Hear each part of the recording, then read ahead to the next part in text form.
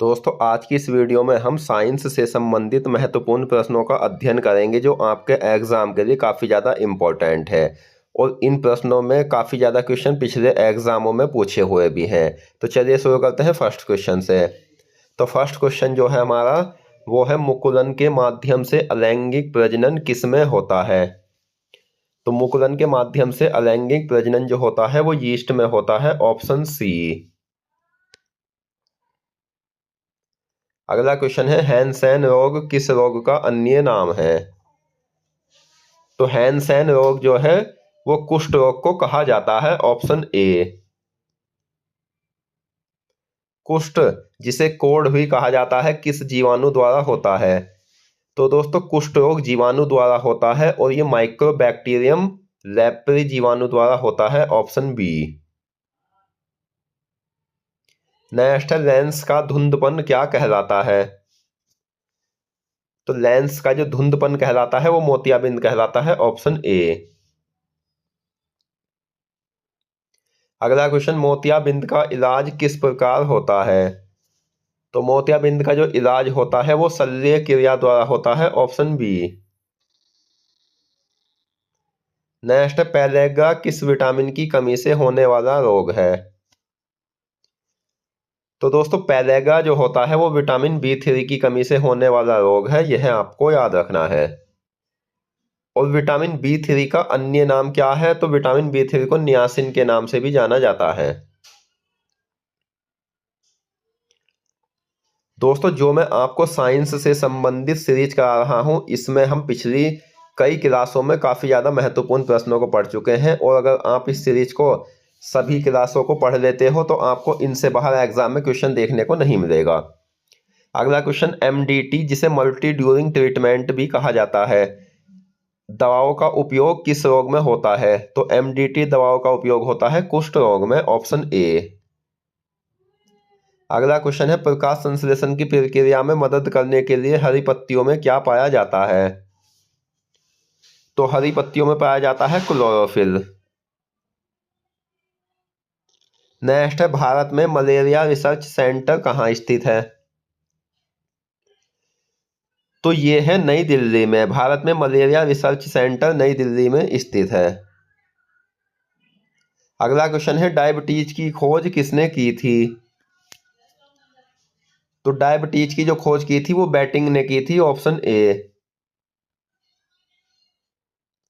Next है, कृत्रिम गुर्दे का अन्य नाम क्या है? तो कृत्रिम गुर्दे का जो अन्य नाम होता है डायलाइजर मशीन या अपोहक होता है। अगला क्वेश्चन, गुर्दे का बाहरी भाग क्या कहलाता है? तो गुर्दे का जो बाहरी भाग कहलाता है वो कोर्टेक्स कहलाता है, ऑप्शन सी। गुर्दे कितनी सूक्ष्म नलिकाओं से बने होते हैं? तो गुर्दे जो होते हैं दोस्तों वो 10 लाख सूक्ष्म नलिकाओं से मिलकर बने होते हैं, ऑप्शन ए। अगला क्वेश्चन है, रासायनिक ऊर्जा को तापीय ऊर्जा में कौन बदलता है? तो रासायनिक ऊर्जा को तापीय ऊर्जा में बदला जाता है श्वसन के द्वारा। रासायनिक क्रियाओं को करने के लिए एटीपी के रूप में कौन कार्य करता है? तो एटीपी के रूप में जो कार्य करता है वो माइटोकॉन्ड्रिया करता है, ऑप्शन ए। माइटोकॉन्ड्रिया की खोज किसने की थी? तो माइटोकॉन्ड्रिया की जो खोज की गई थी वो वॉन कैरिकर के द्वारा की गई थी, ऑप्शन ए। वॉन कैरिकर ने माइटोकॉन्ड्रिया की खोज कब की थी? तो इन्होंने की थी 1857 में। दोस्तों अगर आपको वीडियो पसंद आ रही है तो प्लीज़ वीडियो को लाइक करें और साथ ही अगर आप हमारे चैनल पर नए हैं तो हमारे चैनल को सब्सक्राइब भी करें ताकि आने वाली सभी वीडियो की नोटिफिकेशन आप तक पहुंच सके। अगला क्वेश्चन, जीवन की मूलभूत इकाई क्या है? तो जीवन की जो मूलभूत इकाई है वो है कोशिका। अगला क्वेश्चन है, पेप्सिन एंजाइम के लिए आवश्यक है? तो पेप्सिन एंजाइम के लिए हाइड्रोक्लोरिक अम्ल आवश्यक होता है, ऑप्शन ए। पेनिसिलिन की खोज किसने की थी? तो पेनिसिलिन की खोज जो की थी वो अलेक्जेंडर फ्लेमिंग ने की थी। ओरिजिन ऑफ स्पीसीज जिसे प्रजाति की उत्पत्ति भी कहा जाता है नामक पुस्तक किसने लिखी थी? तो ये लिखी थी डार्विन ने।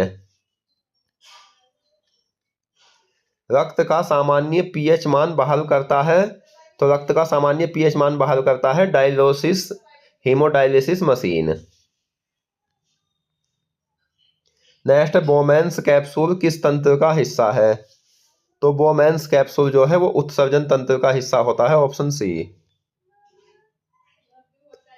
गुर्दे का आंतरिक भाग क्या कहलाता है? तो गुर्दे का आंतरिक भाग कहलाता है मेड्यूला। न्यूरॉन्स की इलेक्ट्रिकल गतिविधियां किसके द्वारा रिकॉर्ड की जाती है? तो ये रिकॉर्ड की जाती है ईईजी के द्वारा। ईईजी का पूरा नाम क्या है? तो ईईजी का पूरा नाम है इलेक्ट्रोएन्सेफेलोग्राम। भोजन के अम्लीय माध्यम को क्षारीय बनाता है, तो भोजन के अम्लीय माध्यम को क्षारीय पित्त बनाता है, ऑप्शन ए। रक्त में पोटेशियम की कमी क्या कहलाती है? तो रक्त में पोटेशियम की कमी कहलाती है हाइपोकैलेमिया। और पोटेशियम की अधिकता क्या कहलाती है? तो रक्त में पोटेशियम की अधिकता कहलाती है हाइपरकैलेमिया। अगला क्वेश्चन है, पुष्पों में नर प्रजनन अंग कौन सा होता है? तो पुष्पों में जो नर प्रजनन अंग होता है दोस्तों, वो पुंकेसर होता है, ऑप्शन ए। द्विशिरस्क मांसपेशी कहाँ पाई जाती है? तो ये पाई जाती है बाहा में। कार्बोहाइड्रेट प्रोटीन को वसा में कौन बदलता है? तो कार्बोहाइड्रेट और प्रोटीन को वसा में बदलता है यकृत, ऑप्शन सी। चार कोष्ठीय हृदय युक्त गर्म रक्त वाले प्राणी क्या कहलाते हैं? तो ये कहलाते हैं स्तनधारी। मानव शरीर की एक कोशिका में कितने गुणसूत्र होते हैं? तो मानव शरीर की एक कोशिका में 46 गुणसूत्र होते हैं, ऑप्शन बी। अगला क्वेश्चन, पौधों का भोजन फैक्टरीज कहलाता है, तो पौधों का भोजन फैक्टरी जड़ कहलाता है, ऑप्शन बी। एंटीबॉडी, एंजाइम और कोशिका झिल्ली का अभिन्न अंग कौन होता है? तो ये होता है प्रोटीन।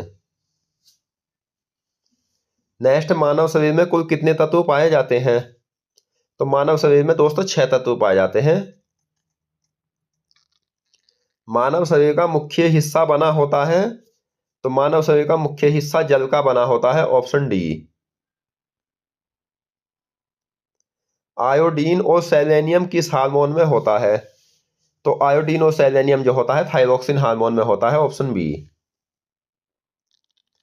वसापाचक एंजाइम होता है, तो वसापाचक एंजाइम है लाइपेज। पौधों में कौन सा ऊतक पानी और खनिज का संवहन करता है? तो जाइलम वह ऊतक है जो पौधों में पानी और खनिज का संवहन करता है। इंसुलिन में कौन सी धातु होती है? तो इंसुलिन में होती है जस्ता धातु। शिलालेखों का अध्ययन क्या कहलाता है? सही आंसर है एपिग्राफी। एपिग्राफी शिलालेखों का अध्ययन कहलाता है। मानव शुक्राणु में कितने गुणसूत्र होते हैं? तो मानव शुक्राणु में होते हैं 23 गुणसूत्र। सिस्टेमा नेचुरी के लेखक है लिनियस। अगला क्वेश्चन है, साइनोकोबाल्मिन किस विटामिन को कहा जाता है? तो साइनोकोबाल्मिन कहा जाता है विटामिन B12 को। नेक्स्ट, 100 ग्राम कच्ची मूंगफली में कितना प्रोटीन होता है? तो 1 लीटर दूध के बराबर। तो दोस्तों आज की इस वीडियो में हमने साइंस से संबंधित महत्वपूर्ण प्रश्नों को पढ़ा।